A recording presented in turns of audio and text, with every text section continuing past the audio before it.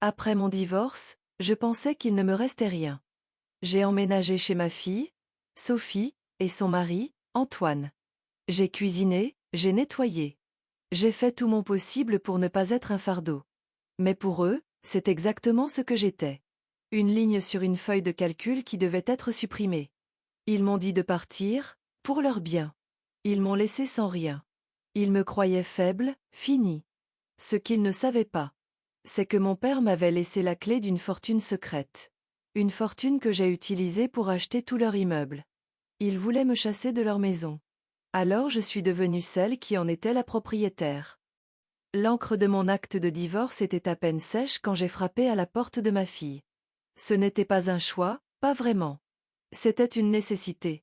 40 années de ma vie avaient été dédiées à être une femme et une mère, à construire une maison qui n'était plus la mienne, et à soutenir un mari dont le cadeau d'adieu fut une montagne de frais d'avocat et un compte épargne vidé. Tout ce qu'il me restait, c'était Sophie, ma fille. Je suis arrivée sur le pas de sa porte, dans une banlieue chic près de Paris, avec 2 valises et un cœur plein d'espoir fragile, croyant que la famille était le seul filet de sécurité qui ne se briserait jamais. Son appartement, partagé avec son mari, Antoine, était le genre qu'on voit dans les magazines. C'était un univers de gris froid, de lignes épurées, de meubles minimalistes qui semblaient vous chuchoter de ne pas vous sentir trop à l'aise. C'était un espace conçu pour 2 personnes qui avaient soigneusement orchestré leur vie, aussi méticuleusement que leur profil sur les réseaux sociaux. Ma présence, avec mes valises usées et mon chagrin silencieux et analogique, ressemblait à une tache sur une vitre parfaitement propre. Malgré tout, j'étais déterminée à gagner ma place, à être plus qu'une simple résidente temporaire. Je voulais être utile, me fondre dans les recoins de leur vie si discrètement qu'ils remarqueraient à peine l'espace que j'occupais. Alors, j'ai essayé.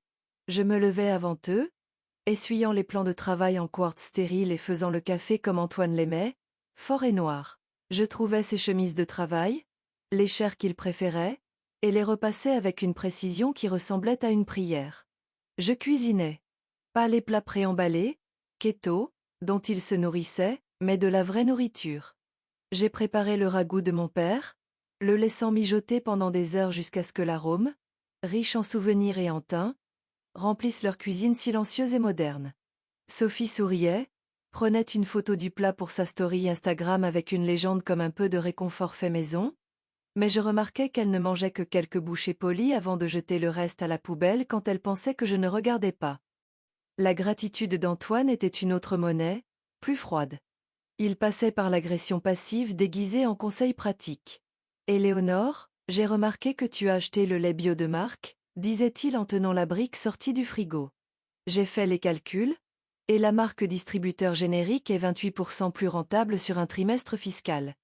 Juste quelque chose à garder à l'esprit par souci d'efficacité.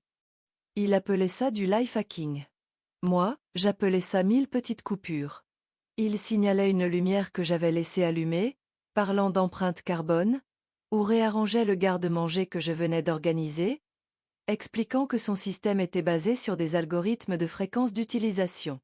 Je me sentais moins comme une mère et plus comme un appareil ménager inefficace et dépassé qu'il tolérait patiemment.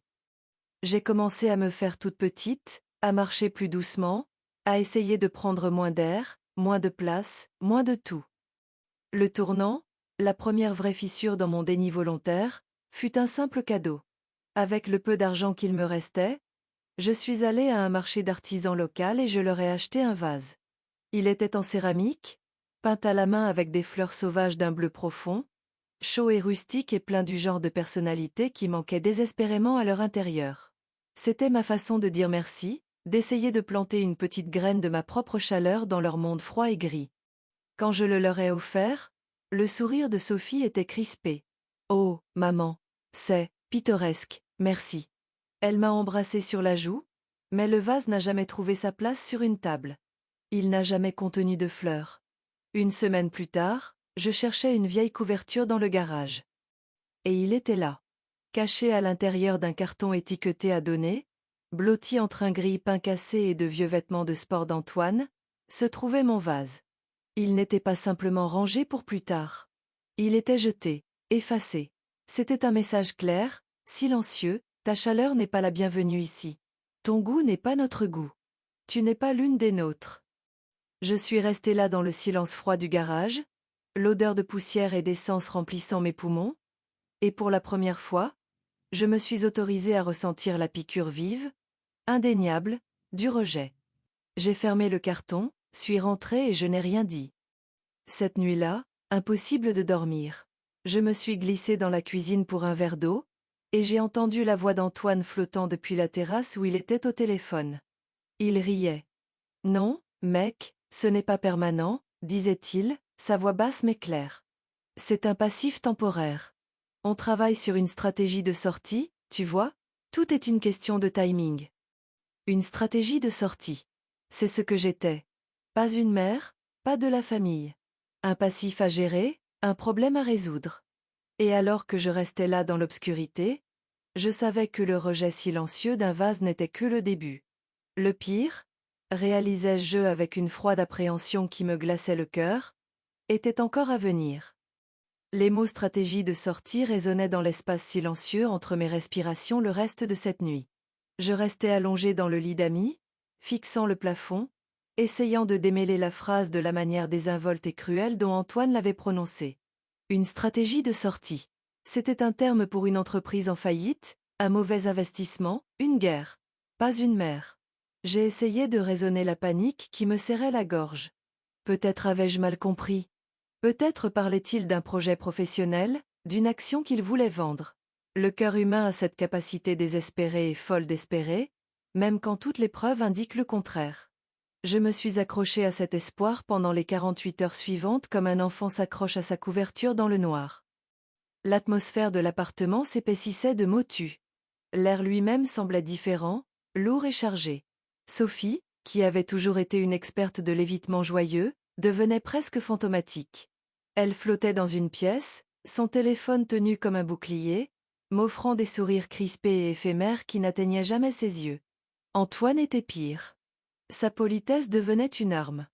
Il me tenait une porte ouverte, son expression parfaitement vide, le geste ressemblant moins à de la courtoisie et plus à une manière de me guider vers une sortie. Les deux avaient des conversations chuchotées qui cessaient dès que j'entrais dans une pièce, leurs têtes se relevant avec des expressions identiques et surprises. J'étais un fantôme à leur festin, et ils attendaient juste que la hantise soit terminée. La fin arriva un mardi. Il pleuvait dehors, une petite pluie constante et grise qui correspondait à la couleur de leurs murs et au sentiment de malaise grandissant dans mon estomac. Ils m'ont fait asseoir sur le canapé, celui qui avait plus de style que de confort. Sophie était assise d'un côté, se tordant les mains sur ses genoux. Antoine était assis en face de moi dans un fauteuil, son ordinateur portable ouvert sur la table basse entre nous. On aurait dit un entretien d'évaluation d'entreprise, et j'étais l'employé sur le point d'être licencié. « Maman » commença Sophie, sa voix tremblant d'une sincérité travaillée. « Antoine et moi devons te parler. De la situation actuelle. » Antoine s'éclaircit la gorge et prit la parole, tapant sur une touche de son ordinateur portable. L'écran s'illumina de la grille aride et implacable d'une feuille de calcul. « Éléonore » dit-il, son ton parfaitement neutre, complètement dépourvu d'émotion. Nous valorisons la clarté et les décisions basées sur les données, j'ai donc pris la liberté de te présenter les indicateurs clés. Depuis que tu as emménagé il y a 3 mois, nos dépenses ménagères en service public ont augmenté de 19%.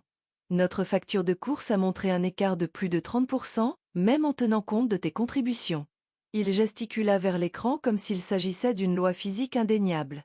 D'un point de vue de l'allocation des ressources, cet arrangement est devenu sous-optimal. Je le regardais fixement, mon esprit luttait pour assimiler le jargon froid et corporatiste qu'il utilisait pour démanteler ma vie. Allocation des ressources, sous-optimal. Je me suis tournée vers ma fille, mon dernier espoir. « Sophie » ai-je chuchoté ? Elle n'a pas voulu croiser mon regard.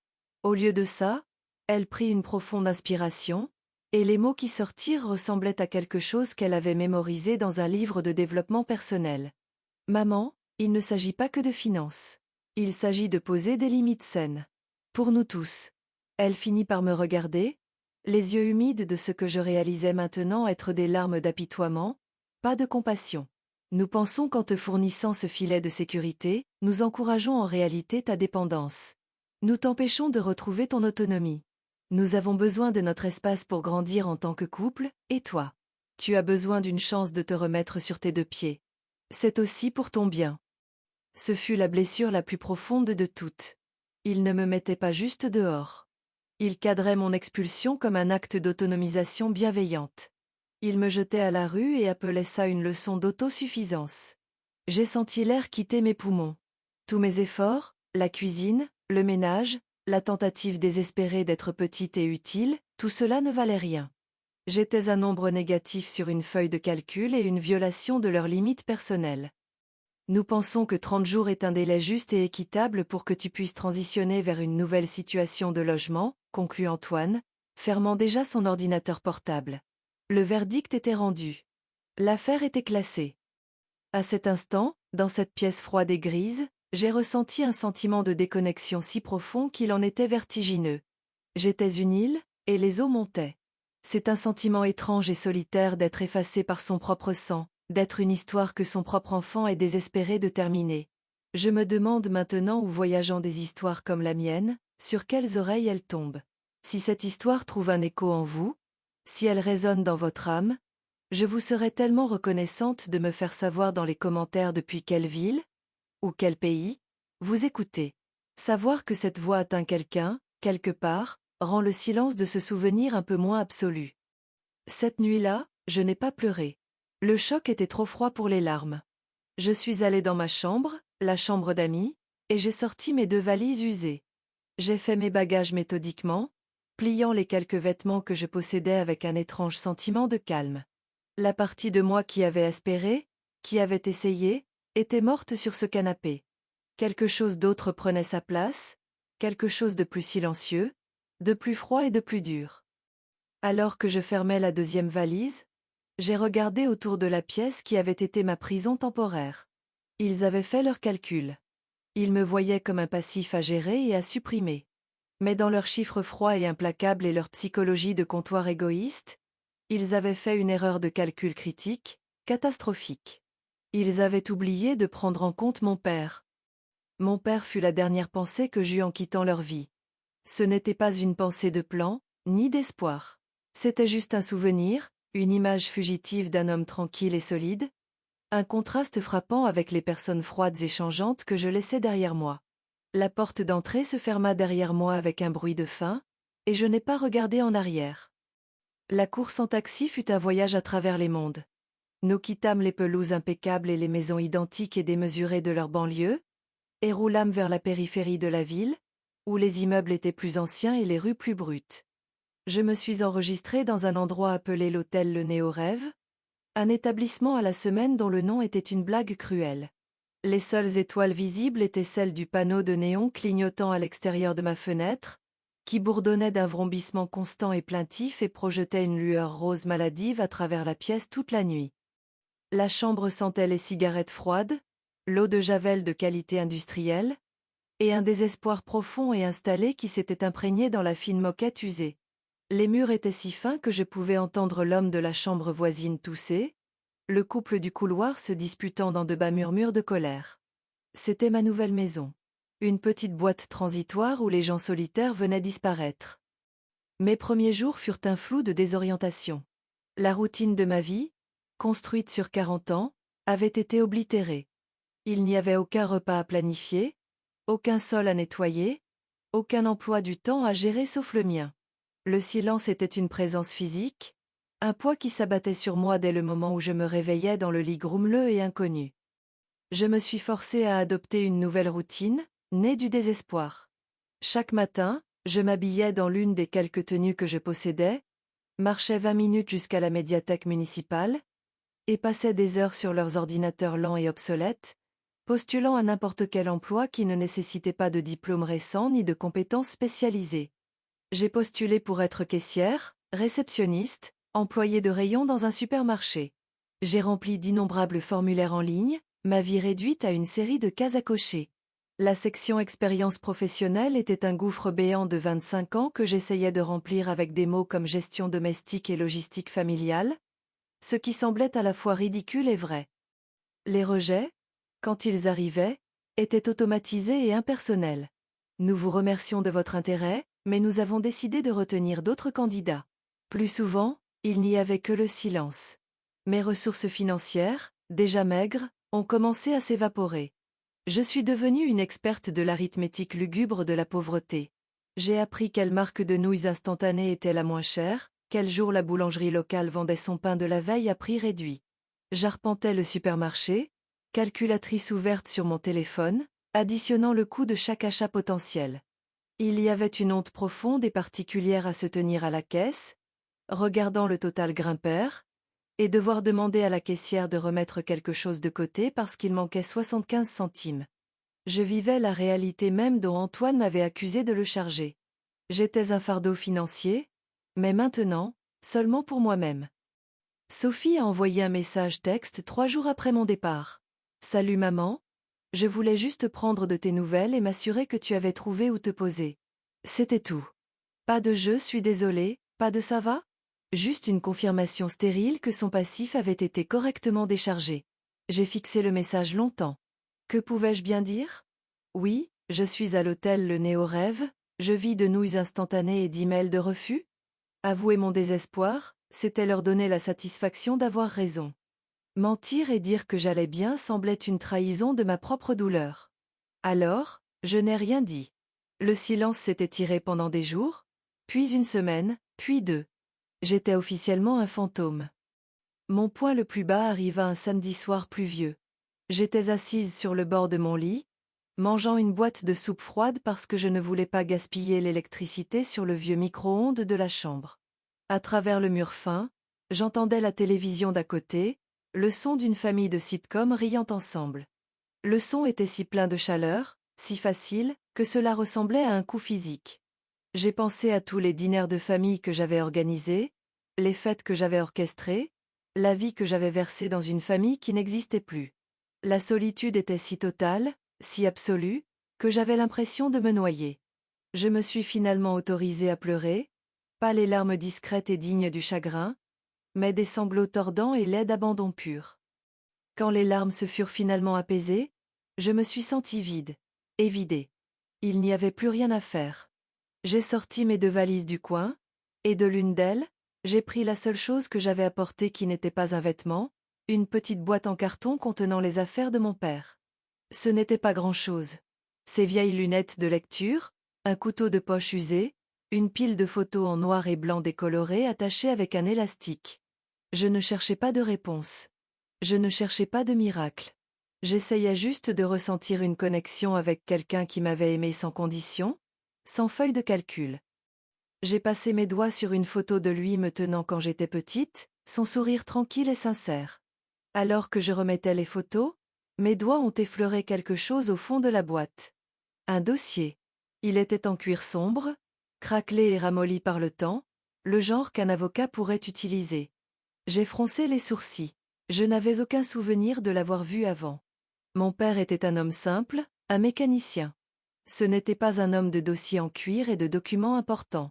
J'ai hésité, mon cœur a eu un étrange battement incertain. Je ne cherchais pas de solution. Je ne cherchais pas de miracle. J'essayais juste de toucher les derniers vestiges d'un homme qui me manquait. Mais alors que mes doigts retraçaient le contour de ce dossier oublié, un étrange sentiment m'a envahi, une prémonition que j'avais juste trébuché sur quelque chose de complètement différent. Mes doigts, tremblant légèrement, ont manipulé le rabat rigide du dossier en cuir. Il s'est ouvert avec un son sec, craquelant, libérant une légère odeur de moisi, de vieux papier et de temps oublié. À l'intérieur, pas de journal intime, pas de liasse de lettres attachées par un ruban. Juste des documents. Du papier épais, couleur crème avec des bordures complexes, couvert d'une écriture formelle, tapée. À première vue, il ressemblait à de vieux titres de propriété de voitures ou d'immeubles, et une vague de déception m'a envahi. Bien sûr. Ce n'était probablement rien, juste d'autres vestiges d'une vie terminée. J'ai presque refermé le dossier, prête à me rendre à la sombre réalité de ma chambre de motel, mais un nom imprimé en caractères gras et archaïques a attiré mon regard, Cascade Dynamics Incorporée. En dessous se trouvait un certificat d'action, daté de 1982, pour 500 actions, émis à mon père, Georges Martin. J'ai froncé les sourcils. Cascade Dynamics? Le nom ne me disait rien. Et mon père investissant en bourse? L'idée était risible. Mon père était un homme qui croyait aux choses tangibles, la sensation d'un moteur bien réglé, le poids d'une clé à molette dans sa main, la sécurité de l'argent liquide caché dans une boîte à café dans le garage. Il se méfiait du marché boursier, l'appelant un casino de riches. Ce devait être une erreur, ou pire, un pari raté qu'il avait été trop honteux pour ne jamais le mentionner. Un vestige d'une mise de 500 $ qui s'était envolée dans les airs des décennies plus tôt. Également à l'intérieur du dossier se trouvait un seul relevé plié d'une société de courtage dont je n'avais jamais entendu parler, Merrill et Finch Investing. Il datait de 1983, un an après l'émission du certificat. J'ai scanné les colonnes de chiffres, mes yeux se sont voilés. C'était principalement du jargon que je ne comprenais pas. Mais ensuite, j'ai vu une petite ligne tapée en bas. Statut du compte, actif. Actif. Le mot est resté suspendu dans l'air, une minuscule étincelle improbable dans l'obscurité suffocante de ma situation. C'était sûrement une erreur administrative, un fantôme dans une machine éteinte depuis longtemps. Pourtant, le mot ne me laissait pas tranquille. Il me chuchotait toute une autre nuit sans sommeil. Est si ridicule et impossible. Le lendemain matin, poussé par une curiosité imprudente que je n'avais pas ressentie depuis des années, je suis retournée à la médiathèque.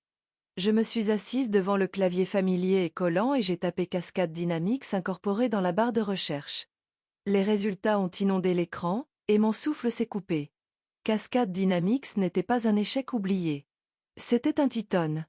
L'un des géants fondateurs de la révolution de l'informatique personnelle, un conglomérat technologique dont les logiciels et le matériel se trouvaient dans presque toutes les maisons et bureaux de la planète.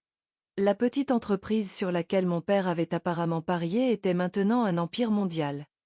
Mes mains se sont mises à trembler. J'ai cherché rapidement Merrill et Finch, que j'ai appris avait été acquise dans les années 90 par une société de services financiers massive et moderne. J'ai noté leur numéro de téléphone vert sur un morceau de papier. De retour dans ma chambre de motel, j'ai fixé le téléphone pendant 1 heure entière avant de prendre le courage de le décrocher. Mon cœur battait la chamade contre mes côtes. J'ai composé le numéro, mon doigt glissant 2 fois. Quand une voix calme et professionnelle a répondu, j'ai failli raccrocher. J'ai bégayé, expliquant que j'appelais au sujet d'un très vieux compte appartenant à mon défunt père, Georges Martin. Je m'attendais à être éconduite, à ce qu'on me dise que les archives de si loin étaient effacées. Mais la femme qui a répondu était patiente. Elle a noté le numéro de compte de l'ancien relevé et m'a demandé de patienter. La musique d'attente était une mélodie générique et apaisante qui ne faisait absolument rien pour m'apaiser. Chaque seconde qui passait semblait une éternité. Finalement, une nouvelle voix est arrivée sur la ligne. C'était un jeune homme, son ton poli et énergique. Madame Martin, Éléonore? Je m'appelle David, je suis gestionnaire de portefeuille ici. J'ai les informations du compte de votre père sous les yeux. Il m'a posé quelques questions de sécurité, la date de naissance de mon père, sa dernière adresse connue, auquel j'ai répondu, ma voix à peine un murmure. Il y eut une autre pause, plus longue cette fois. Je pouvais entendre le léger cliquetis d'un clavier en arrière-plan. Puis, le silence. Madame Martin, dit David, sa voix soudainement différente, plus douce. Êtes-vous assise? La question a rendu l'air ténu. Oui, ai-je menti? Il prit une inspiration. Les 500 actions de votre père chez Cascade Dynamics. Après 9 divisions du nominal distinctes au cours des 40 dernières années, cette participation initiale est devenue. Il continua de parler, mais mon esprit a cessé de l'entendre après le premier chiffre. Il a dit le mot million, et le téléphone a glissé de ma paume moite, tombant bruyamment sur le sol. Le monde a basculé, le néon rose de la fenêtre dansait devant mes yeux.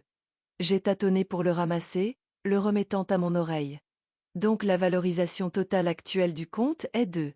Il a répété le chiffre. C'était un chiffre si vaste, qui bouleversait tellement la vie, qu'il semblait une fantaisie.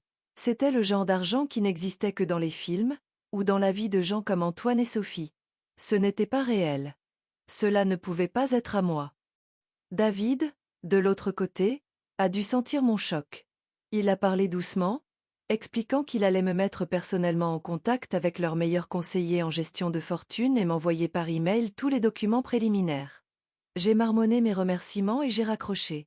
Je suis restée assise sur le bord de ce lit grummeleux de motel pendant longtemps, le silence de la chambre rugissant dans mes oreilles.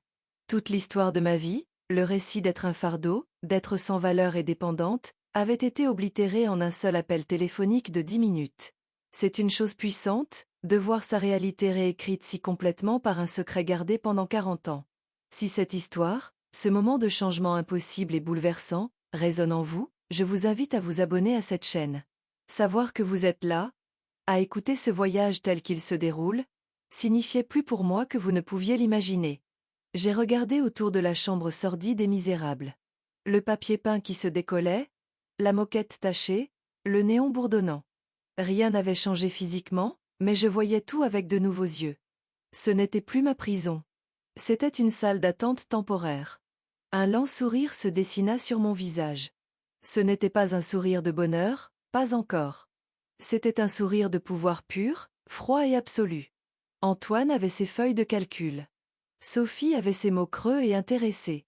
Ils avaient leurs données et leur cruauté calculée. Mais ceux dont ils n'avaient jamais, jamais tenu compte.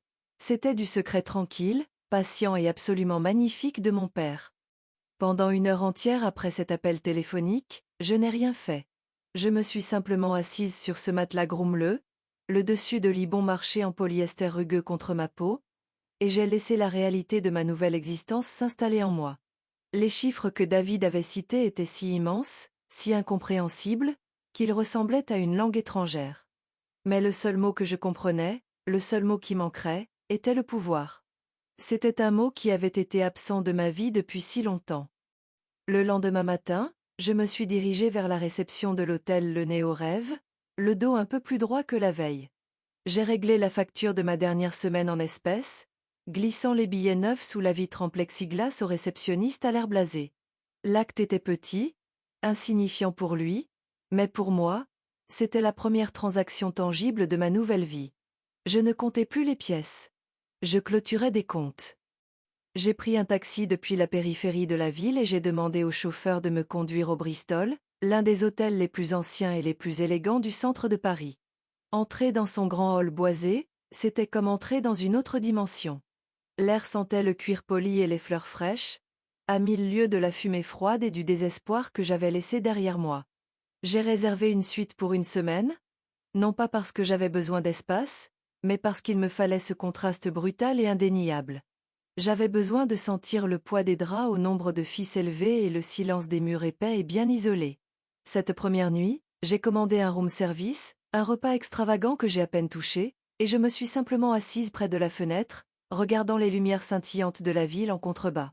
J'observais un monde dont je n'avais jamais fait partie, un monde de richesse et d'influence. Un monde auquel Antoine et Sophie aspiraient désespérément. 2 jours plus tard, j'ai rencontré le conseiller en gestion de fortune principale que David m'avait présenté. Il s'appelait Arthur Bernard, un homme d'une 60aine d'années avec des yeux bienveillants et une attitude calme et respectueuse qui m'a immédiatement mise à l'aise. Son bureau était calme et discret, rempli de livres, pas de signes ostentatoires de richesse. Il me traitait non pas comme une gagnante à la loterie, mais comme l'héritière d'un long héritage. Il m'a présenté le portefeuille de mon père, expliquant l'histoire de l'investissement avec une révérence qui m'a fait voir mon père, tranquille et simple, sous un nouveau jour. Il n'avait pas été un joueur. Il avait été un visionnaire, à sa manière discrète. Je n'ai pas raconté mon histoire à M. Bernard, les détails crus et humiliants de mon expulsion. J'ai simplement dit, j'ai traversé une transition difficile. Ma priorité maintenant est la sécurité, la discrétion et la construction de quelque chose qui dure. Il a hoché la tête, une lueur de compréhension dans ses yeux. La sécurité, a-t-il dit, est le luxe ultime. Nous pouvons certainement vous aider en cela. Je ne me suis pas lancée dans une folie dépensière. L'envie de vêtements de créateur ou d'une voiture de luxe semblait creuse, une imitation bon marché du pouvoir que je possédais désormais. Ma vengeance, ai-je décidé, ne serait ni bruyante ni tape à l'œil. Elle serait silencieuse, structurelle et absolue. Avec l'aide de M. Bernard, j'ai quitté l'hôtel pour un appartement d'affaires élégant et meublé en centre-ville. Il était anonyme, moderne, et disposait d'une connexion Internet d'une fiabilité redoutable. C'était ma nouvelle base d'opération, ma salle de guerre.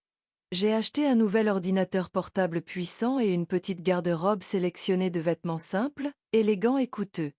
Ils n'étaient pas destinés à attirer l'attention, mais à la détourner. C'était l'uniforme d'une femme qui avait sa place, une femme que personne ne remettrait jamais en question ou ne mépriserait. Je redevenais invisible, mais cette fois, c'était une invisibilité née de la force, pas de la honte. Mes journées ont pris un rythme nouveau et intense. La médiathèque a été remplacée par mon salon baigné de soleil. Au lieu de chercher des petits boulots, je poursuivais un autre type d'éducation. Je me suis inscrite à des cours en ligne d'universités prestigieuses portant sur des sujets qui m'auraient été étrangers quelques semaines auparavant: droit des contrats, finance immobilière, structure d'entreprise, gestion d'actifs. J'ai appris ce qu'était une SCI, comment fonctionnaient les sociétés écrans, comment lire un prospectus immobilier. J'ai dévoré des livres sur la négociation et la stratégie. Je m'armais, apprenant le langage même qu'Antoine et Sophie utilisaient comme une arme. Ils voyaient le monde en termes d'actifs et de passifs, de profits et de pertes. J'ai décidé que non seulement je parlerais leur langage, je deviendrais plus fluide, plus impitoyable dans son application qu'ils ne pourraient jamais l'imaginer. La pensée d'eux était un bourdonnement constant et bas sous la surface de mes études. L'idée de vengeance commença à prendre forme, non pas comme une explosion émotionnelle et flamboyante, mais comme un plan d'affaires froid et logique. Quel était leur actif le plus précieux? Pas leur voiture, pas leurs emplois. C'était leur appartement. Cet espace parfaitement agencé était le symbole ultime de la vie qu'ils avaient construite, une vie qui n'avait pas de place pour moi. C'était leur forteresse de supériorité. Et la pensée de posséder cette forteresse, de contrôler le sol même sous leurs pieds, devint une obsession silencieuse et dévorante. Cela a commencé comme un fantasme, quelque chose à quoi je pensais tard dans la nuit, un exercice stratégique. Puis, un soir, le fantasme a heurté la réalité. Je faisais mes devoirs, parcourant une plateforme d'immobilier commercial spécialisée, analysant des portefeuilles à vendre dans l'agglomération parisienne. Je regardais un ensemble de propriétés vendues par une grande société d'investissement située en dehors de la région. En cliquant sur la liste des actifs, un petit immeuble de bureau, une galerie commerciale, quelques immeubles résidentiels, une image a fait s'arrêter mon cœur. C'était un immeuble moderne et élégant avec une façade familière de verre et d'acier et une entrée méticuleusement paysagée. Le nom était inscrit en caractères nets et noirs: les résidences du hameau de la Cascade. C'était leur immeuble. L'annonce était discrète, pleine de jargon financier sur les flux de revenus stables et les locataires de grande valeur. Je me suis penché vers l'écran, mon reflet une image fantomatique sur la vitre. Leur maison. L'endroit où j'étais un arrangement sous-optimal. L'endroit où j'étais un poids émotionnel et financier. L'endroit d'où l'on m'avait fait sortir stratégiquement.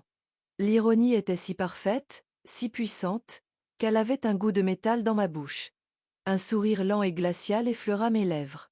Il voyait une maison, un symbole de statut. Mes yeux nouvellement formés voyaient quelque chose de complètement différent, un actif sous-performant avec un sérieux problème de gestion. J'ai décroché mon téléphone et composé la ligne directe d'Arthur Bernard. Ma voix était parfaitement calme quand il a répondu, mais mon esprit était en feu. Arthur, ai-je dit, en regardant la photo de leur immeuble. Je crois que j'ai trouvé ma première acquisition. Le silence à l'autre bout du fil fut si complet qu'un instant, j'ai cru qu'Arthur Bernard avait raccroché. Quand il a finalement parlé, sa voix, d'habitude si posée, portait une note de surprise distincte. Éléonore, pardonnez-moi, mais un immeuble résidentiel est une première acquisition ambitieuse. Ce n'est pas un investissement passif. Cela demande une gestion active, gérer les locataires, les réparations, les responsabilités.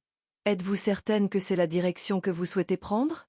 Sa prudence était professionnelle, responsable.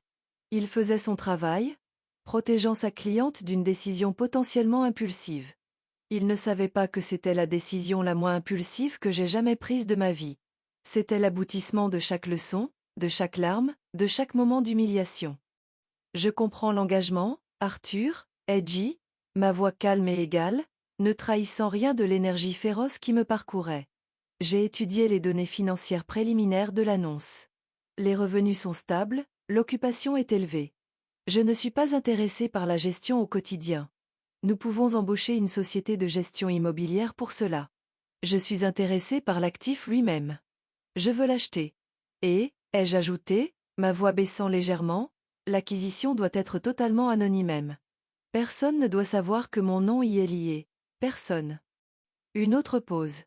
J'entendais presque les rouages tourner dans son esprit très intelligent. Il n'était pas juste mon conseiller. Il devenait mon complice. L'anonymat, a-t-il finalement dit, un nouveau ton de respect dans la voix. Oui. Cela peut s'arranger. Nous allons constituer une entité juridique distincte. Un bouclier. Ce fut le début de ma nouvelle éducation. La semaine suivante fut un tourbillon de manœuvres légales et financières. Arthur et son équipe ont travaillé avec une efficacité époustouflante. Ils ont rédigé les documents pour créer SCI La Porte Nord. Le nom a été délibérément choisi pour son côté fade et corporatiste. Il sonnait solide, impersonnel, et complètement dénué d'émotion. J'étais assise dans une salle de conférence avec vue sur toute la ville, signant des documents qui faisaient officiellement de moi la seule propriétaire de cette nouvelle société fantôme. C'était une expérience étrangement désincarnée. Moi, Éléonore Martin, la femme qui était un arrangement sous-optimal, j'étais maintenant la présidente et directrice générale de SCI La Porte Nord. J'avais une identité d'entreprise officielle, un bouclier, comme Arthur l'avait appelé. C'était l'armure parfaite pour la bataille à venir. Pendant que les avocats finalisaient la structure de l'entreprise, l'équipe d'Arthur a commencé le processus de due diligence sur les résidences du hameau de la Cascade. Ils m'ont envoyé les rapports, d'épais classeurs remplis de projections financières, d'évaluations structurelles et de registres de maintenance. La partie qui m'a glacé le sang, de la manière la plus excitante, était le registre des loyers.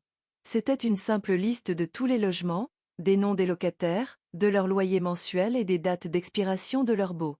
Et là, à la page 4, je l'ai vu. Logement 308, Dubois, Antoine et Sophie.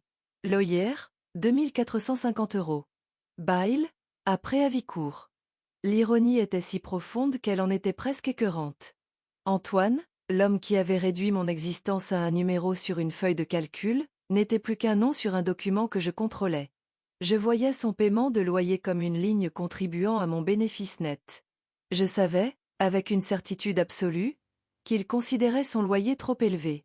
Je savais aussi qu'il était sur le point de devenir beaucoup, beaucoup plus élevé. L'offre a été soumise par l'intermédiaire d'un avocat sans lien avec le cabinet d'Arthur, ajoutant une autre couche de séparation.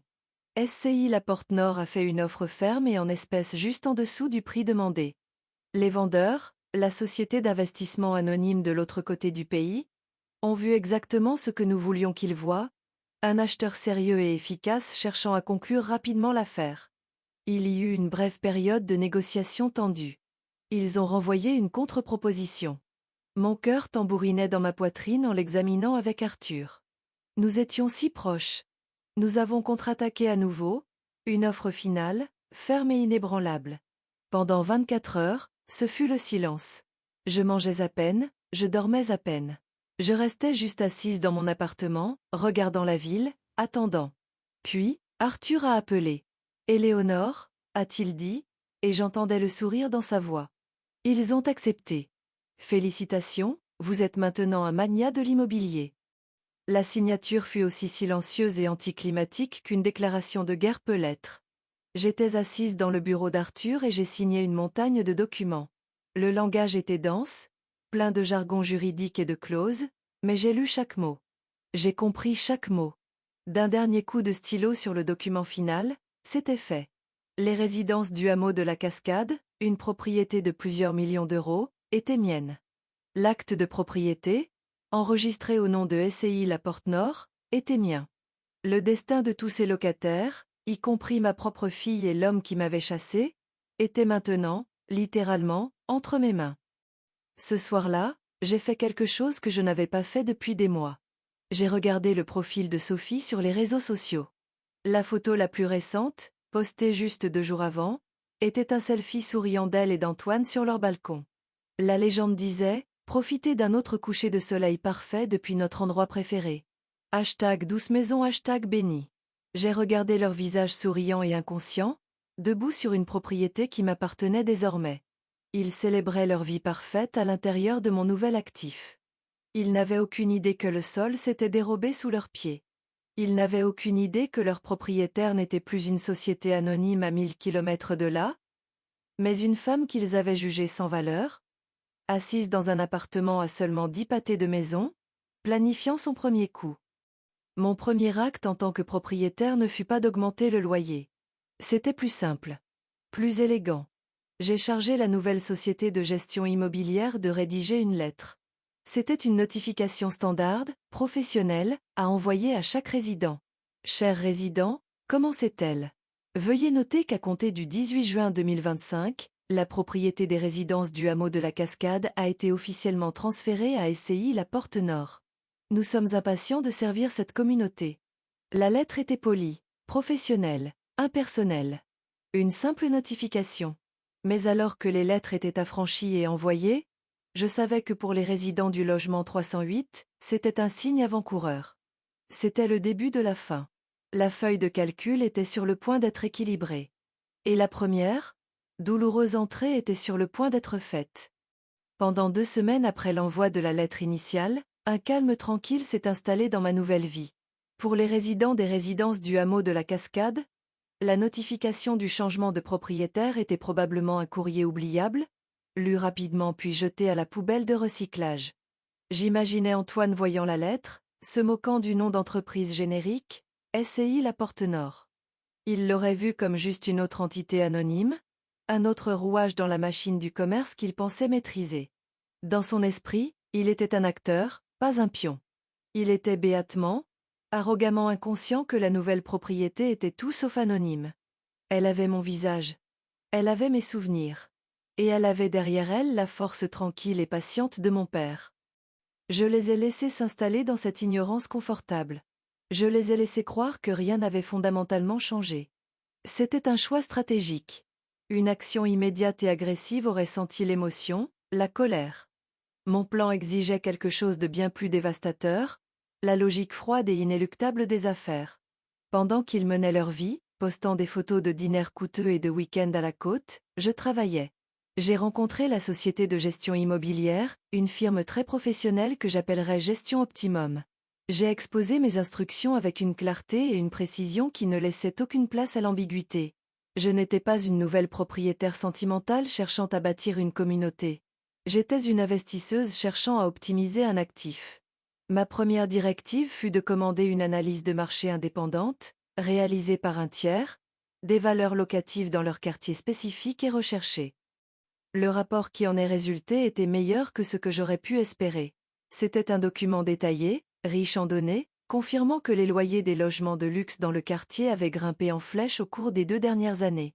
Les résidences du hameau de la Cascade, sous sa précédente propriété, étaient tombées considérablement en dessous du taux du marché. Le rapport était mon bouclier, ma justification. C'étaient des données pures et inattaquables, exactement le genre de preuve qu'Antoine lui-même aurait utilisé pour justifier une décision impitoyable. C'était l'arme parfaite. Armé de ce rapport, j'ai travaillé avec Gestion Optimum pour rédiger les notifications officielles de 60 jours d'ajustement de loyer. Pour la plupart des locataires, les augmentations étaient modérées, les alignant sur le marché actuel. Elles étaient raisonnables et défendables.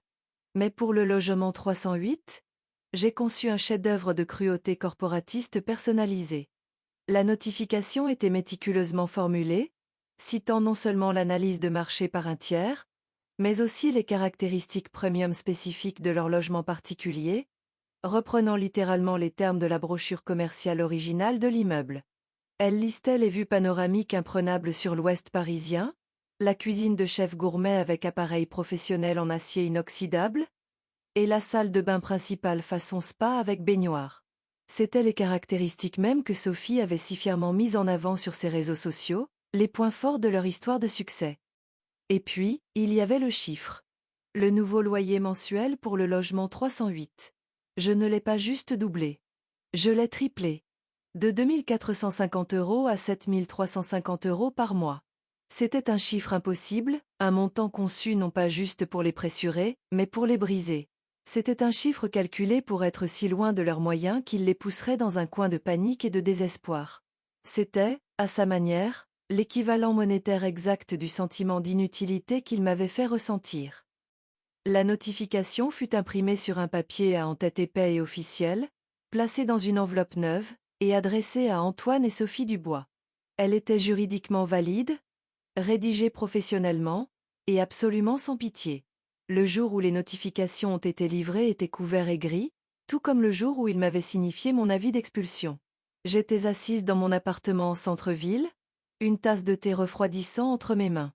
L'équipe de gestion Optimum s'occupait de la livraison, s'assurant que chaque notification soit remise par courrier recommandé avec avis de réception et une copie affichée sur la porte de chaque résident, en totale conformité avec la loi française. J'étais complètement isolée de l'acte lui-même, un fantôme tirant les ficelles de loin. À 15h15, j'ai reçu un court et simple email de la part de la responsable de la gestion locative. Toutes les notifications ont été livrées avec succès. Le piège était tendu. La goupille était retirée. J'ai fermé mon ordinateur portable et je me suis dirigée vers ma fenêtre, regardant la ville dans la direction de leur immeuble. Je n'avais pas besoin de voir leur visage pour savoir ce qui se passait. J'imaginais la scène avec une clarté parfaite. Antoine, rentrant du travail, voyant la notification sur la porte. L'ouvrant avec une légère contrariété, son expression passant de la curiosité à la confusion, puis à une rage pure et explosive. J'imaginais le lisant les justifications, voyant ses propres vantardises sur son style de vie premium monétisé et utilisé contre lui. Sa colère serait immense, volcanique, mais elle n'aurait nulle part où aller. Qui peut-on hurler dessus quand l'ennemi est une boîte postale et une SCI? Pendant 2 longues semaines, j'avais été leur propriétaire silencieuse et invisible, une propriétaire fantôme dont ils ignoraient l'existence. Maintenant, avec la livraison d'un seul morceau de papier, j'étais devenue leur ennemie la plus intime et la plus haïe. La guerre silencieuse venait de devenir bruyante, et tout ce que j'avais à faire maintenant était d'attendre que les cris commencent. Et alors que je me tenais là, regardant les lumières du soir commencer à scintiller sur la ville, je savais, avec une certitude aussi froide et dure que l'acier, que cela ne tarderait pas du tout. Les cris ont commencé moins de 24 heures après la livraison des notifications. Ils ne sont pas venus sur mon téléphone, pas tout de suite. Ils sont arrivés dans un résumé par email, rédigé professionnellement, de la part de Suzanne, la responsable de la gestion locative chez Gestion Optimum. L'objet était simple, rapport d'incident, logement 308. Selon son rapport, Antoine Dubois avait appelé leur bureau principal dans un état qu'elle a décrit avec tact comme une agitation extrême. Il les avait accusés d'extorsion, de pratiques prédatrices et de harcèlement illégal. Il avait menacé de poursuites judiciaires, promettant de faire tomber toute leur opération. Suzanne, une professionnelle chevronnée, l'avait calmement et à plusieurs reprises renvoyé à l'analyse de marché tierce jointe et à la clause de résiliation de son bail après avis court. Elle l'avait informé que SCI La Porte Nord opérait tout à fait dans les limites de la loi française sur les relations locataires-propriétaires. Sa rage volcanique avait rencontré un mur corporatiste froid, poli et absolument inébranlable. Il n'avait nulle part où diriger sa fureur, et cela le rendait fou, comme je l'avais prédit. Quand son assaut direct échoua, ils changèrent de tactique. La phase 2 de leur stratégie paniquée fut de déployer Sophie. Mon téléphone a sonné tard ce soir-là, et son nom a clignoté sur l'écran. J'ai pris une profonde respiration calmante, me suis installée dans mon nouveau rôle de mère inquiète et impuissante, et j'ai répondu. « Maman » a-t-elle crié, sa voix une parfaite symphonie de panique et de désespoir jouée. « Oh mon Dieu, maman, tu ne croiras jamais ce qui nous arrive. C'est un cauchemar. » Elle s'est lancée dans un récit haletant et dramatique de la réception de la notification, se peignant, elle et Antoine, comme les victimes innocentes d'une société prédatrice et sans âme apparue de nulle part pour ruiner leur vie. Elle a parlé du nouveau loyer insensé, de l'injustice de tout cela, omettant soigneusement toute mention de leur propre situation financière et se concentrant uniquement sur la méchanceté du nouveau propriétaire inconnu. J'ai joué mon rôle à merveille. J'ai écouté patiemment, ponctuant son histoire de halètement de chocs fins et de murmures compatissants. « Oh, Sophie, non. C'est juste horrible, disais-je. 7 000 €? Comment est-ce même légal? Mon Dieu. » Je lui ai posé des questions dont je connaissais déjà les réponses, la forçant à articuler les détails de sa propre situation difficile. Qu'est-ce qu'Antoine a fait? Quelles sont vos options? Chaque question était un tour de couteau doux et insidieux. Ma narration d'inquiétude était impeccable, un parfait miroir de la sympathie insincère qu'elle m'avait offerte il y a des mois. À l'intérieur, cependant, je ressentais un calme froid et silencieux. J'étais le fantôme dans leur machine, l'architecte de leur chaos, et ils se confiaient à moi, cherchant du réconfort auprès de la source même de leur misère. Au cours de la semaine suivante, la pression que j'appliquais commença à fonctionner, fissurant la façade parfaite de leur vie commune. Je recevais des mises à jour quotidiennes de Suzanne chez Gestion Optimum. Antoine était devenu obsédé. Il bombardait leur bureau d'email, exigeant de connaître le nom du propriétaire de SCI La Porte Nord. Il a essayé de déposer des plaintes auprès de la mairie. Il passait des heures en ligne, un détective amateur frénétique essayant de percer mon bouclier corporatiste. Mais Arthur l'avait construit parfaitement. Tous les chemins menaient à l'adresse d'un représentant légal dans un immeuble de bureaux en centre-ville, une obligation légale et une impasse totale. Lui, l'homme des données et du contrôle, était exaspéré par la seule chose qu'il ne pouvait supporter, un problème qu'il ne pouvait résoudre, un ennemi qu'il ne pouvait voir. La tension se manifestait chez Sophie. Ses appels sont devenus plus fréquents, plus désespérés. La performance de la victime assiégée mais forte a commencé à se fissurer, révélant la peur brute en dessous. Antoine est juste? Impossible en ce moment, maman, a-t-elle avoué lors d'un appel, sa voix se brisant. Il ne dort pas. Il est sur son ordinateur toute la nuit, marmonnant à propos de poursuites. Il a même. Il a même dit que c'était en quelque sorte de ma faute. De t'avoir laissé. Pour toute la situation d'avant. L'aveu a plané dans l'air entre nous. L'homme qu'elle avait choisi à ma place, l'homme dont elle avait cautionné la cruauté, tournait maintenant son poison contre elle. Ils étaient piégés dans leur bel appartement trop cher, et les murs se refermaient sur eux. Puis vint l'appel que j'attendais. C'était un jeudi soir. La voix de Sophie était dépouillée de tout son drame précédent. Elle était petite, mince et brisée. Maman, a-t-elle chuchoté, et j'entendais qu'elle avait pleuré. On a regardé d'autres appartements. On ne peut rien se permettre dans ce quartier. Il faudrait déménager tellement loin. Le paiement de la voiture d'Antoine est dû. On ne va pas y arriver. Elle s'est arrêtée, et je l'ai entendue prendre une respiration tremblante. Je déteste même te demander ça, maman. J'ai tellement honte de demander. Mais je ne savais pas vers qui d'autre me tourner. Je me demandais si on pourrait éventuellement emprunter de l'argent pour couvrir le loyer pendant un mois ou deux, le temps qu'on s'en sorte. Voilà. C'était là. Le moment d'une ironie parfaite et poétique. Ma fille, qui m'avait jetée à la rue parce que j'étais un fardeau financier qu'elle refusait de porter, était maintenant au téléphone, me suppliant, moi, l'auteur secrète de son malheur, de la renflouer. J'ai laissé le silence s'étirer un instant, le savourant. Puis, je me suis adossée, ma voix dégoulinante de la sympathie la plus douce et la plus insincère que je pus rassembler. Oh, Sophie, ma chérie, ai-je soupiré. J'aimerais tellement pouvoir t'aider, vraiment. Mais tu connais ma situation. J'ai à peine de quoi m'en sortir moi-même. J'ai juste assez pour couvrir mon petit loyer et mes factures. J'ai fait une pause, laissant les mots pénétrer. Et honnêtement, même si j'en avais, je ne voudrais pas vous mettre plus endetté. Vous deux avez besoin d'apprendre à voler de vos propres ailes. C'est un défi, mais c'est une opportunité de croissance. C'est pour votre bien, tu te souviens? Le silence à l'autre bout du fil fut absolu. J'avais pris ses propres mots creux et méprisants et les lui avais renvoyés en pleine face. Elle ne les a pas reconnus, bien sûr. Les gens comme Sophie et Antoine ne le font jamais. Elle avait planté un jardin de justifications toxiques et égoïstes, et maintenant, je la forçais à en manger le fruit amer. La pression financière fonctionnait exactement comme je l'avais prévu. La question n'était plus de savoir s'il craquerait, mais quand. Et ce qui se briserait en premier, leur compte en banque, ou leur volonté de rester ensemble. Le silence qui a suivi mon refus de prêter de l'argent à Sophie fut profond. C'était un silence lourd, suffocant, entièrement différent du calme vide de mes premières semaines seules. C'était le silence de l'échec et mat. J'avais joué à leur propre jeu, utilisé leur propre logique sans cœur, et les avais complètement acculés. Il n'y avait plus de coup possible pour eux, plus personne à qui faire appel. Ils étaient seuls face aux conséquences de leur choix, et moi, dans mon calme appartement du centre-ville, je devenais une araignée patiente, attendant que la frénésie de se débattre dans la toile commence. Je n'ai pas eu à attendre longtemps. Les rapports de Suzanne chez Gestion Optimum sont devenus mon journal du matin. La rage d'Antoine, ne trouvant aucune prise sur la surface lisse et corporatiste de Gestion Optimum, se tourna vers l'intérieur et commença à s'envenimer.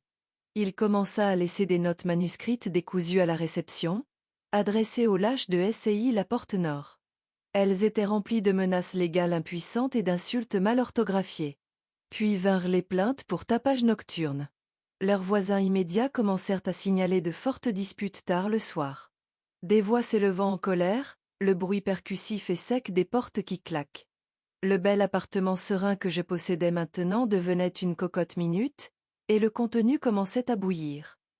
Un après-midi pluvieux, j'ai décidé de visiter un petit marché haut de gamme près de mon appartement dont j'étais devenue friande. Alors que j'examinais une étalage de fromages artisanaux, je l'ai vue. C'était Sophie, debout 2 allées plus loin dans la section pâtes. J'ai figé, me reculant instinctivement derrière un grand étalage d'huile d'olive. C'était la première fois que je la voyais depuis le jour où j'avais quitté sa maison. Le changement était choquant. La femme apprêtée, prête pour Instagram, avait disparu. À sa place, quelqu'un qui avait l'air fatigué, épuisé jusqu'à la moelle. Ses cheveux étaient négligemment attachés en chignon, elle avait des cernes sous les yeux, et elle portait un sweatshirt taché. J'ai regardé pendant qu'elle prenait un paquet de pâtes fraîches coûteuses, regardait le prix, puis le reposait avec un soupir, se tournant vers la marque bon marché et générique de l'étagère du bas à la place. Cette vue ne m'a apporté aucune joie, seulement un sentiment de confirmation sombre et implacable. La façade ne se fissurait pas seulement. Elle avait été sablée. Quelques jours plus tard, l'email de Suzanne avait un ton plus urgent. Une voisine du logement 309 avait appelé la sécurité au milieu de la nuit. Ils avaient signalé un grand fracas venant de l'appartement des Dubois, comme du verre qui se brise, suivi d'Antoine hurlant à plein poumon. L'agent de sécurité qui avait fait un contrôle de bien-être a rapporté avoir entendu Sophie sanglotant hystériquement derrière la porte. Ça, je le savais, serait le point de rupture. La pression financière était une chose.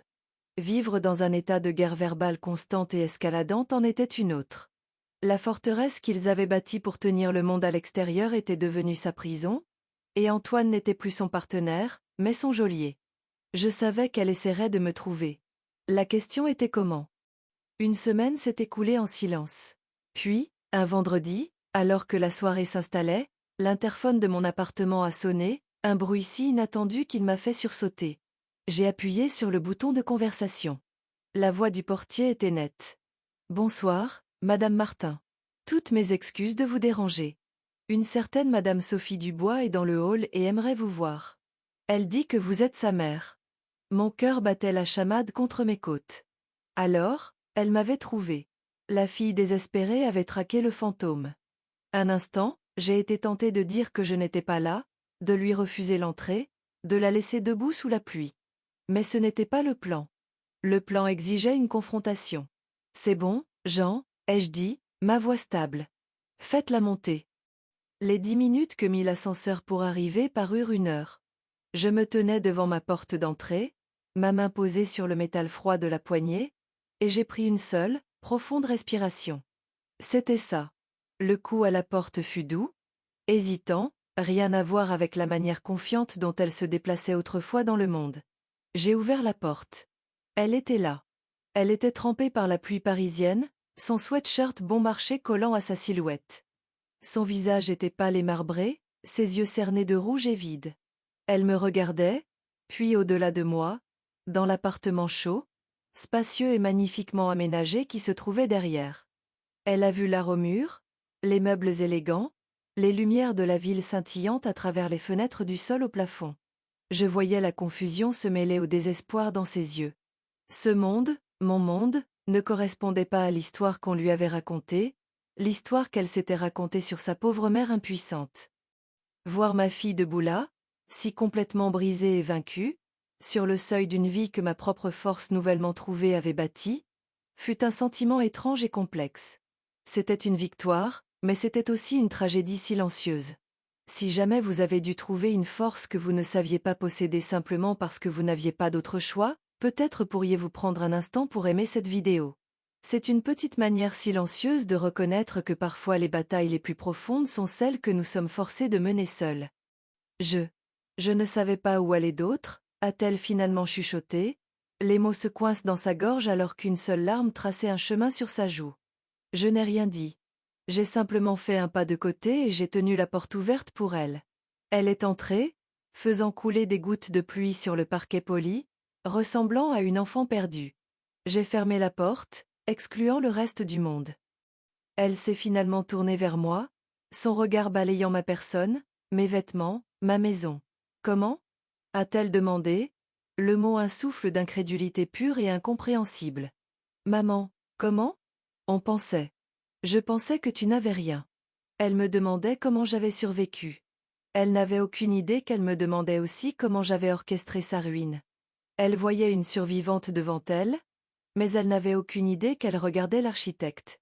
Et à cet instant, je n'étais pas sûre laquelle de nous deux était la moins préparée à ce qu'elle apprenne la vérité.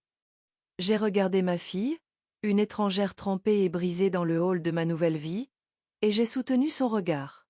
La question qu'elle avait posée, comment, planait dans l'air entre nous, lourde de 1000 accusations inexprimées et d'un besoin désespéré de comprendre. Je n'ai pas répondu tout de suite. Au lieu de cela, je suis passée devant elle, mes pas résonnant doucement sur le parquet. Entre, Sophie. Viens prendre une serviette avant de prendre froid. Ma voix était calme, maternelle. C'était un simple geste de soin, mais à cet instant, cela ressemblait à une manœuvre stratégique profonde. Ça me remettait aux commandes. Ça lui rappelait, et me rappelait, que je n'étais plus celle qui avait besoin. Elle m'a suivie, engourdie, dans le salon, enveloppant la serviette épaisse et moelleuse autour de ses épaules. Je lui ai préparé une tasse de thé à la camomille, mes mains stables alors que je versais l'eau fumante. Elle s'est assise sur le bord de mon canapé, le tissu coûteux semblant étranger sous ses vêtements trempés et usés. Pendant longtemps, elle a juste fixé la tasse de thé comme si les feuilles tourbillonnantes contenaient les réponses de l'univers. Puis, elle a commencé à parler. Les mots sont sortis en torrent, une confession née d'un pur épuisement. Elle m'a raconté la rage grandissante d'Antoine, sa paranoïa, comment il était devenu un étranger pour elle. Elle m'a raconté les disputes hurlantes, la terreur financière constante et suffocante, et la nuit où il avait jeté un verre contre le mur, le brisant à quelques centimètres de sa tête. Il me blâme, a-t-elle murmuré, sa voix rauque. Il a dit que tout ça, le nouveau propriétaire, le loyer. Il a dit que c'était une sorte de punition cosmique pour la façon dont on t'avait traité. L'ironie était si amère, si parfaite, qu'elle m'a presque fait rire. Il était plus près de la vérité qu'il ne pourrait jamais l'imaginer. Elle a pleuré alors, pas les larmes théâtrales que j'avais entendues au téléphone, mais les larmes silencieuses et saccadées d'un regret sincère. J'ai été tellement stupide, maman. J'ai été si faible. Je l'ai écouté. Je l'ai choisi. Je l'ai laissé te chasser, et je me déteste pour ça. Je déteste celle que je suis devenue. Elle a finalement levé les yeux de sa tasse, son regard suppliant. Mais je ne comprends toujours pas ça, a-t-elle dit, gesticulant autour de l'appartement. Cette vie. C'est impossible. Tu as gagné au loto? J'ai pris une lente gorgée de mon propre thé, laissant la chaleur me fortifier pour ce que j'allais faire. J'avais imaginé ce moment de 100 manières différentes, mais maintenant qu'il était là, je ressentais une étrange clarté froide. Il n'y a pas eu de loto, Sophie, ai-je dit doucement. Il y a eu ton grand-père. Je lui ai raconté alors. Je lui ai parlé de l'hôtel Le Nez aux Rêves, des nuits solitaires et du sentiment d'inutilité totale. Je lui ai parlé de la boîte, la seule chose qui me restait d'une vie avant eux. Et je lui ai parlé du dossier en cuir craquelé, des anciens certificats d'action, et du seul investissement oublié que mon père tranquille et modeste avait fait il y a 40 ans. Son visage est passé par un kaléidoscope d'émotions pendant que je parlais, confusion, incrédulité, puis une compréhension naissante et stupéfaite. Alors, tu as de l'argent? A-t-elle soufflé. Tu as eu cet argent? Tout ce temps? Tu l'avais quand je t'ai appelé. Quand je te suppliais? La question était teintée d'une nouvelle sorte de blessure, la blessure de quelqu'un qui se sentait trahi, même si c'était elle qui avait créé les circonstances. L'ancienne Éléonore se serait précipitée pour la réconforter, pour s'excuser. Mais l'ancienne Éléonore avait disparu. J'ai posé ma tasse de thé sur le bois poli de la table basse, le léger clic ponctuant le silence. Non, Sophie, ai-je dit, et ma voix était différente maintenant. La chaleur avait disparu, remplacée par quelque chose d'aussi dur et clair que le diamant.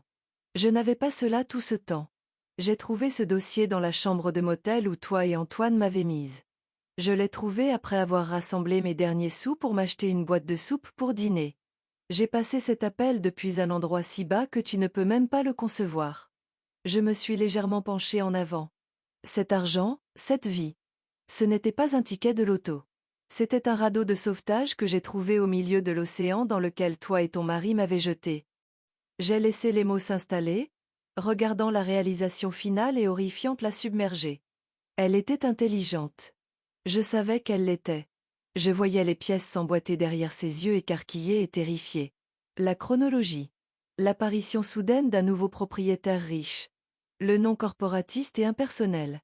SCI La Porte Nord. A-t-elle chuchoté, le nom ayant un goût de cendre dans sa bouche. C'est une nouvelle SCI que tu as créée, n'est-ce pas? Je n'ai pas eu à répondre. Elle savait déjà. J'ai simplement fait un lent hochement de tête délibéré. La tasse de thé est tombée de ses mains, se brisant sur le sol, la camomille s'étalant comme une tache pâle et triste sur le tapis coûteux. Elle me regardait, la bouche ouverte, toute couleur ayant quitté son visage. Elle ne regardait plus sa mère. Elle regardait le monstre de ses cauchemars, le propriétaire prédateur et anonyme qui avait systématiquement démantelé sa vie. Et le monstre portait mon visage. Pourquoi? Fut le seul mot qu'elle put prononcer, une supplique étouffée et désespérée. Elle me demandait pourquoi, comme si la réponse n'était pas juste là devant elle, reflétée dans ses propres yeux remplis de larmes. Elle cherchait un motif de méchant, une raison simple et mauvaise qui lui permettrait de me cataloguer, de me classer comme le monstre. J'ai refusé de lui donner cette satisfaction. Je me suis dirigée vers la fenêtre, lui tournant le dos un instant, et j'ai regardé les lumières indifférentes de la ville. Tu poses la mauvaise question, Sophie, ai-je dit, ma voix calme mais portant le poids de ma conviction. Tu ne devrais pas demander pourquoi j'ai fait ça. Tu devrais vous demander pourquoi vous m'avez donné l'impression que je devais. Je me suis retournée pour lui faire face. Son visage était une toile de choc et de compréhension naissante. Vous m'avez fait asseoir sur votre canapé horriblement inconfortable et avez présenté mon existence comme un problème sur une feuille de calcul. Votre mari, l'homme que vous avez choisi, m'a appelé flux de trésorerie négatif et arrangement sous-optimal. Et toi? Ai-je dit, mon regard croisant le sien, tu m'as regardé dans les yeux et m'as dit que mon expulsion était pour mon bien.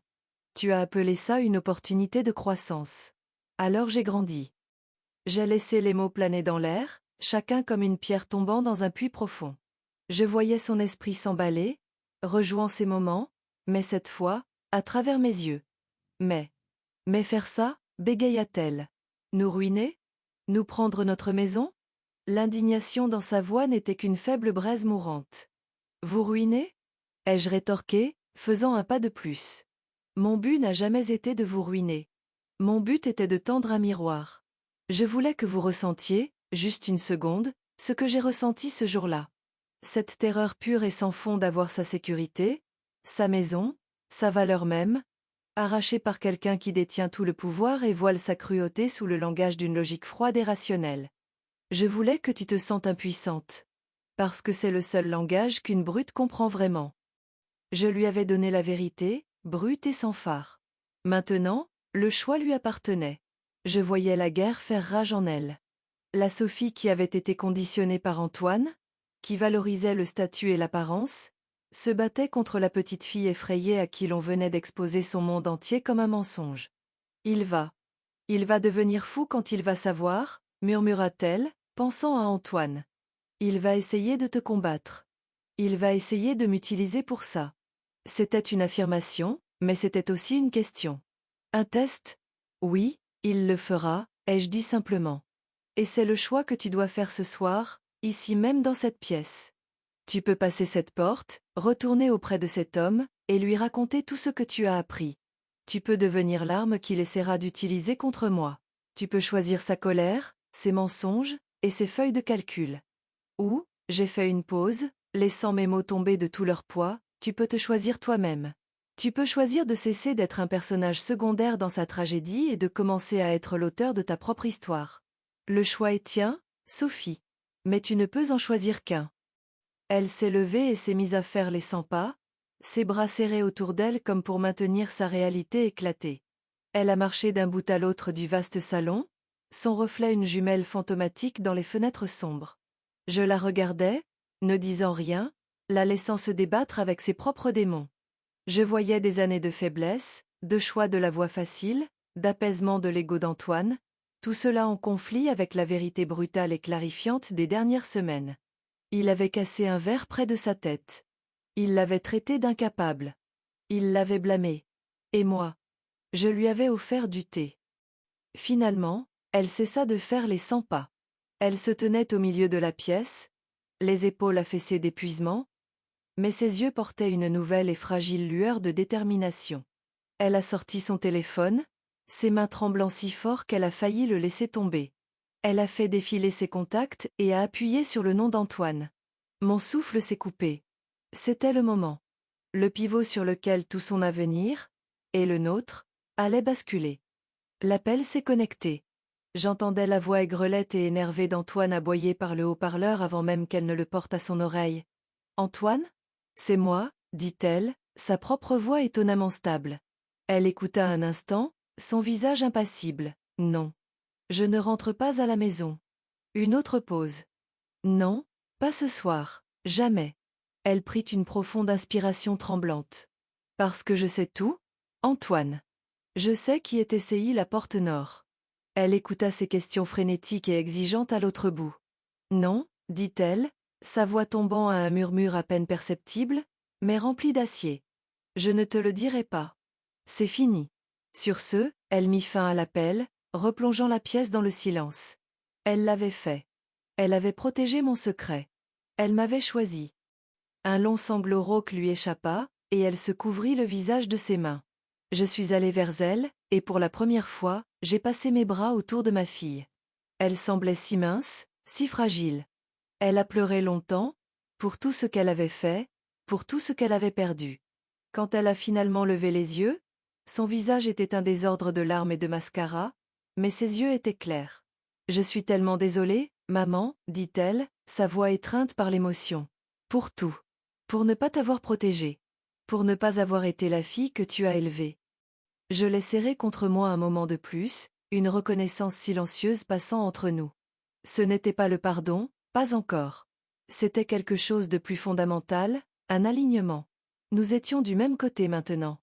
Mais en regardant par la fenêtre, par-dessus les épaules tremblantes de ma fille, je savais que c'était loin d'être terminé. Elle avait fait son choix. Elle avait choisi la vérité plutôt que le mensonge confortable dans lequel elle vivait avec Antoine. Mais je le connaissais. Un homme comme ça, un narcissique dépouillé de son pouvoir et de son public, ne s'évanouit pas simplement. Sa rage, maintenant privée de sa cible principale, chercherait une nouvelle cible. Et j'avais le terrible et certain sentiment qu'elle me chercherait. La guerre n'était pas finie. Elle venait juste d'entrer dans une phase nouvelle, et bien plus dangereuse. Les conséquences du choix de Sophie ne furent pas silencieuses. Comme je l'avais prédit, Antoine, désormais vraiment seul et privé de son dernier pion, se déchaîna comme un animal acculé. Sa rage, n'ayant aucune cible physique, se déversa dans le seul espace qui lui restait, Internet.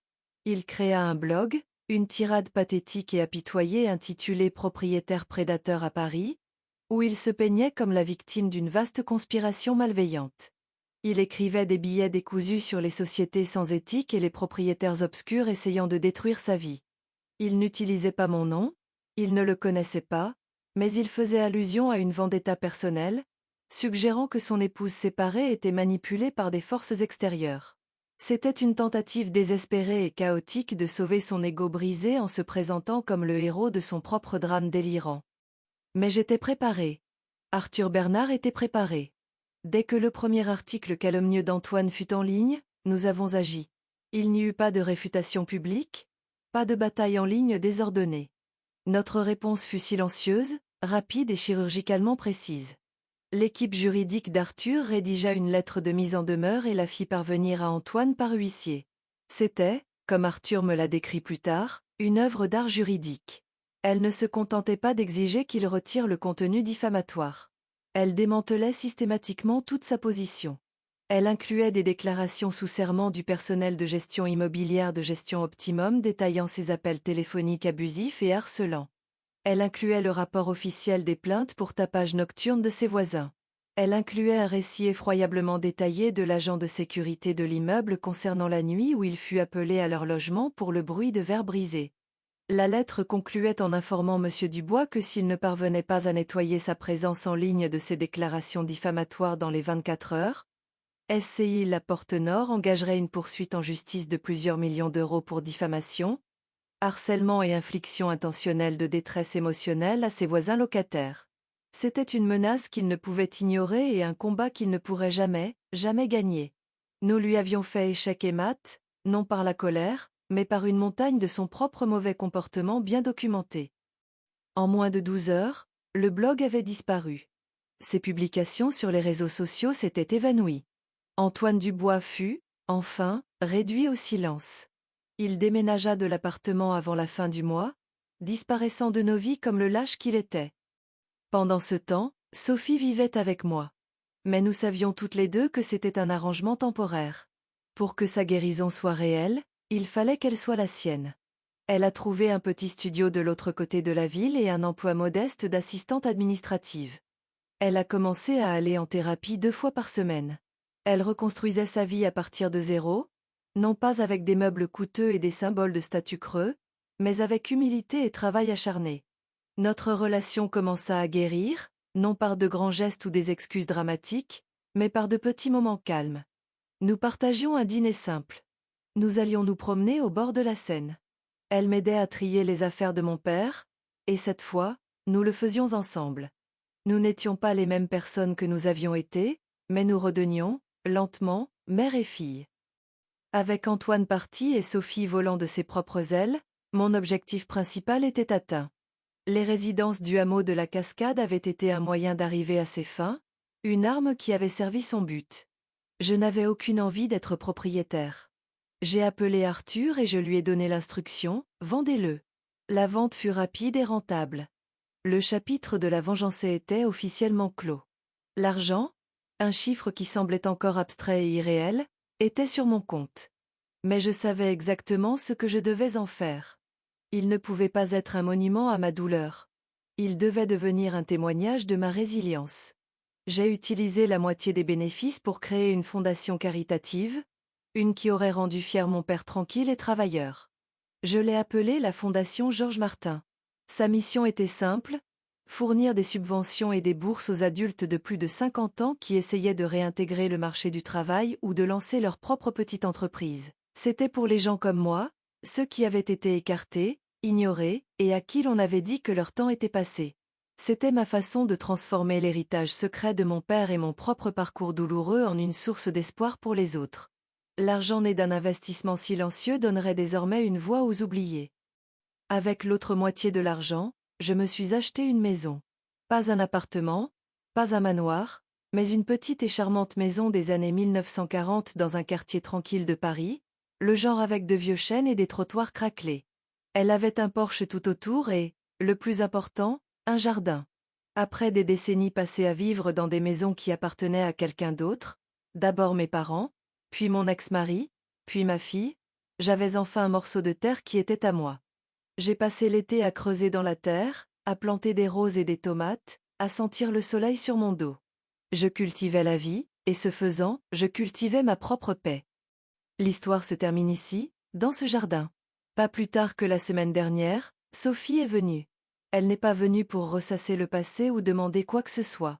Elle est venue avec 2 paires de gants de jardinage et une barquette de plants de lavande. Nous avons passé l'après-midi ensemble, ne parlant pas beaucoup, juste à creuser dans la terre chaude, nos mains côte à côte. À un moment donné, elle a levé les yeux vers moi, une tache de terre sur la joue, et elle a souri. C'était un vrai sourire, le premier que je voyais d'elle depuis des années, et j'y ai vu la promesse d'un nouveau commencement. Ils ont essayé d'écrire mon histoire pour moi, de me présenter comme un fardeau dans le dernier acte tragique de ma vie. Mais j'ai repris la plume. J'ai fait de mon histoire une histoire de force, de survie, et du pouvoir silencieux de réécrire sa propre fin. C'est le pouvoir que nous possédons tous. Ma voix, vous racontant cette histoire maintenant, fait partie de ce pouvoir. Et votre présence ici, votre volonté d'écouter, donne à cette voix sa résonance. Si vous croyez au pouvoir des secondes chances et des nouveaux commencements, votre abonnement est ce qui aide cette communauté, cet espace pour des histoires qui comptent, à grandir et à devenir plus forts. Merci d'en faire partie. Alors que le soleil se couchait ce soir-là, projetant de longues ombres à travers le jardin, j'étais assise sur mon banc balançoire avec une tasse de thé. L'air était frais, le parfum de la lavande était doux, et le silence n'était plus lourd ou solitaire. Il était paisible. Et pour la première fois depuis très, très longtemps, ma vie était, enfin, complètement, la mienne.